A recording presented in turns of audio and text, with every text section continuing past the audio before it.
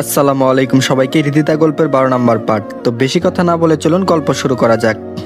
হৃদিতা কি তাহলে কাকিমার কাছে সব বলে ফেলেছে? এর জন্য হয়তো কাকিমা রেগে আছে। দরজার বাইরে এসব ভাবতে ভাবতে কাকিমা রেগে বলল, এখন তোর আসার সময় হলো? বিয়েটা কি তোর ছিল নাকি অন্য কারো? সকালে যে কাউকে কিছু না বলে চলে গেলি, আর কোথায় গিয়েছিস সেটা কাউকে বলে গেছিস? এখন প্রায় দিনই শেষ, বাড়ি ভর্তি মেহমান, আমি একা তাদেরকে সামলাতে যে কতটা টাফ হয়ে দাঁড়িয়েছিল সেটা আমি নিজেই বুঝতে পারছি। হৃদিতা বলল, মা থাক, ওকে বকা দিয়েন না। কাকিমা বলল, দিন দিন তার জ্ঞান বুদ্ধি উন্নতি হবার থেকে অবনতি হচ্ছে বেশি। বৌমাকে নিয়ে খেতে বস, মেয়েটা তোর জন্য সকাল থেকে না খাইয়ে বসে আছে। আমি বললাম, আমার জন্য সে না খাইয়ে বসে থাকবে কেন? কাকিমা বলল, কেন না খাইয়ে বসে থাকবে সেটা বৌমাকে জিজ্ঞেস কর। কাকিমা এই বলে রুমে চলে গেল। আমি বললাম, শুধু শুধু নিজেকে কষ্ট দিচ্ছ। না খাইয়ে থাকলে তাতে আমার কোনো কিছু যায় আসে না। আমার ক্ষুধা লাগলে সঠিক সময়ে খেয়ে নিব, সুতরাং আমার জন্য না খাইয়ে বসে থাকার কোনো মানেই হয় না। এই বলে রুমে চলে আসলাম। কিছুক্ষণ পর হৃদিতা আমার রুমে এসে বলল, আজ এমনটা না করলেও পারতেন। আমি নিশ্চুপ হয়ে বসে রইলাম। হৃদিতা আবার বলল, আব্বু আম্মু আসছিল তোমার সঙ্গে দেখা করতে। তোমার ফোনে অনেকবার কল মেসেজ দিয়েছিলাম, কিন্তু তার কোনো রেসপন্স পাইনি।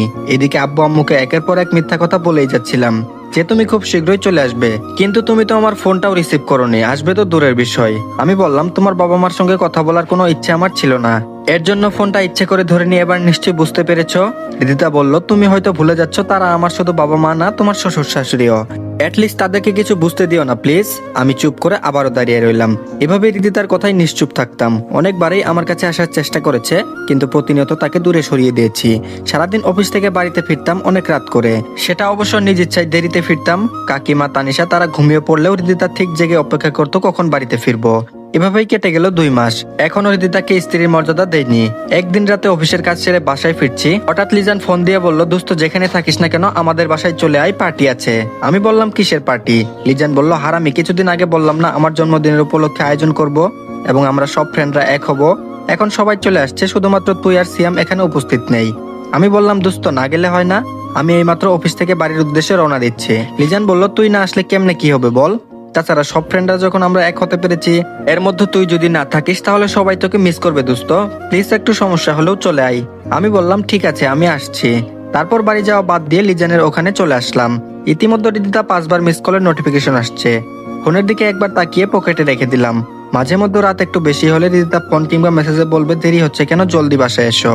তার এসব মেসেজ প্রতিদিনই দেখতাম, কিন্তু রেসপন্স দিতাম না। আজও হৃদিতাকে এড়িয়ে গেলাম। লিজানের বাসায় গিয়ে ভালোই আনন্দ উল্লাসে মেতে উঠলাম। কলেজ লাইফের সব ফ্রেন্ডরাই এখানে আছে। তারা আমাকে দেখা মাত্রই উড়াধুরা মারতে শুরু করলো। আমি বললাম, আরে থাম, মারছিস কেন?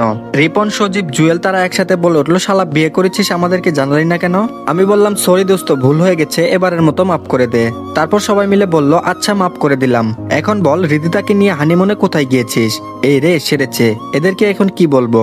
হানিমুন তো দূরের বিষয়, হৃদিতাকে কখনো আমার কাছেই আসতে দেয় নাই, সবসময় দূরে দূরে রেখেছি। তাছাড়া ওর সঙ্গে কথাই ভালো মতো বলি না, আবার হানিমুন। এসব ভাবতে ভাবতে বন্ধুরা বলল, দোস্ত কোথায় হারিয়ে গেছিস, বলছিস না কেন? আমি বললাম, এসব কথা পরে হবে, আগে লিজানের ডাউনলোড দিবসটা ভালোভাবে উদযাপিত করি চল। এর মধ্যে লিজান এসে বলল, কিরে তোরা এখানে? আমি ওইদিকে একা, চল কেক কাটার সময় হয়ে আসছে। যাক, এবারের যাত্রায় বেঁচে গেলাম। তারপর কেক খাওয়ার পর্ব শেষ করে ভালোই এনজয় করলাম, কিন্তু তাদের সঙ্গে একটা জায়গায় তাল মিলাতে গিয়ে সমস্যায় পড়ে গেলাম। তারা পার্টি শেষ করে ড্রিঙ্ক করবে, এদিকে আমি তো জীবনেও ওগুলো ছুঁয়ে দেখিনি। আজ তারা খেতে বলছে। জুয়েল মাতলামি করে বলল, দোস্ত সবাই ড্রিঙ্কস করছে, তুই করছিস না কেন? আমি বললাম, না দোস্ত, আমি এগুলো খেলে মাথার তার সব কেটে যাবে, কাকে কি বলবো তার কোনো হিসাব নেই। দোস্ত তুই খাচ্ছিস খা, আমাকে এর মধ্যে নিস না। জুয়েল বলল, আরে এত চাপ নিচ্ছিস কেন, এবার খেয়ে দেখ। তারপর বোতলটা আমার হাতে দিল। আমি বললাম, না দোস্ত, আমি খেতে পারবো না। জোর করে খাইয়ে দিয়ে বলল, আরে বেটা একদিন খা, একদিন খেলে তেমন কিছু হবে না। তাছাড়া তোর মতো তো আমরাও নতুন, কই আমরাও তো খাচ্ছি, নিয়ে এবার খেয়ে ফেল। এর মধ্যে লিজান এসে বলল, জুয়েল তুই পাগল হয়ে গেছিস, একে ড্রিঙ্ক করাচ্ছিস, এ তো খেয়ে পাগলামি শুরু করে ফেলবে। জুয়েল আমাকে উদ্দেশ্য করে বলল, আরে একদিন ড্রিঙ্ক করলে কিছুই হবে না দোস্ত, প্রথমবার ড্রিঙ্ক করে কেমন লাগছে নেশার ঘরে? আমি বললাম, হ্যাঁ অনেক ভালো। জুয়েল বলল, হ্যাঁ এবার ঠিক আছে, বোতলটা হাতে নিয়ে অল্প অল্প করে খেতে থাক, পুরোটা আবার খেয়ে ফেলিস না, আমি একটু মিউজিকের সাউন্ডটা বাড়িয়ে আসছি। এই বলে জুয়েল মিউজিকের সাউন্ড বাড়াতে গেল। কিছুক্ষণ পরে সে লক্ষ্য করলো মাতাল অবস্থায় পড়ে আছে। এটা দেখে জুয়েলের আর বুঝতে বাকি রইল না যে তার নেশা ধরেছে। লিজান তো রীতিমতো জুয়েলকে বলতে শুরু করে ফেলেছে, আগেই বলেছিলাম একে এসব খাওয়াস না, দেখলি তো এখন কি অবস্থা হলো, নে এবার সামলা। জুয়েল বলল, আরে কিছুই হবে না, ডাক দে। না থাক, আমিই ডাকছি। ফাজলামো করে জুয়েল বলল, রনি ভাই তুই আছিস নাকি চাঁদে গেছিস? লিজান বলল, ধুর ইয়ার কি বাদ দে, ওকে বাসায় পৌঁছানোর ব্যবস্থা কর। তারপর লিজান আর জুয়েল আমাকে বাসার পর্যন্ত এগিয়ে দিয়ে বলল, দোস্ত এবার তাহলে থাক, আমরা আসি। আমি মাতলামি করে বললাম okay my friend, good night. লিজান বলল ভাই যাই করিস না কেন বাড়ির ভিতরে গিয়ে কোনো উল্টাপাল্টা কাজ করিস না, নিজেকে একটু কন্ট্রোল করে নিস কেমন। নেশার ঘরে আমি বললাম আমাকে জ্ঞান দেওয়ার তোকে কে সাহস দিয়েছে রে, তুই জানিস আমি কে? লিজান বলল কে ভাই তুই? আমি বললাম আমি চাইলে তোদের দুইজনকে গ্রেফতার করে জেলে চালান করে দিতে পারি। লিজান আর জুয়েল বলল যা ভেবেছিলাম তাই হয়েছে। জুয়েল তাড়াতাড়ি এখান থেকে কেটে পড়, এ কিন্তু নেশার ঘরে আবুল তাবুল বকছে, আল্লাহ ভালো জানে বাড়ির ভিতর গিয়ে কি কাণ্ড করবে। লিজান আর জুয়েল তারা এই বলে দ্রুত চলে গেল। এইদিকে আমি মাতাল অবস্থায় কলিং বেল বাজিয়ে যাচ্ছি। বেশ কিছুক্ষণের মধ্যে হৃদিতা দরজা খুলে দিয়ে বলল এই তোমার আসার সময় হলো এখন, কখন থেকে তোমার জন্য বসে আছি, তা কি একবারের জন্য আমার কথা ভেবেছ? হৃদিতা দরজা খুলতে এসব বলতে লাগলো। আমি বললাম সামনে থেকে সরে যা, আমার অনেক ঘুম পেয়েছে, আমি ঘুমাবো। এই বলে ভিতরে প্রবেশ করতে ঠাস করে ফ্লোরে পড়ে গেলাম। হৃদিতা বুঝতে আর বাকি রইল না যে তার স্বামী আজ ড্রিঙ্ক করেছে, যার জন্য তাকে তুমি থেকে তুই বলছে। ব্যাস হৃদিতা নিজেকে সামলে নিয়ে বলল এই তুমি কি ড্রিঙ্কস করেছো? আমি হেসে হেসে বললাম বেশি না, একটু খেয়েছি। কাজটা ঠিক করিনি বলো?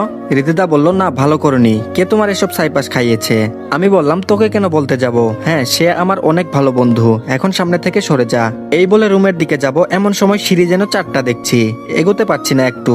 হৃদিতা আমার অবস্থা দেখে বুঝতে পেরে বলল দাঁড়াও আমি তোমাকে রুমে নিয়ে যাচ্ছি। আমি বললাম তোর কোনো সাহায্য লাগবে না, আমি একাই যেতে পারবো। এ বলে সিঁড়ি বেয়ে উপরে উঠবো, হঠাৎ নিজের কন্ট্রোল হারিয়ে নিচে পড়তেই হৃদিতা আমাকে জড়িয়ে ধরে বলল আমি না ধরলে তো নিচে পড়ে গিয়ে মাথাটা আগে ফেটে যেত।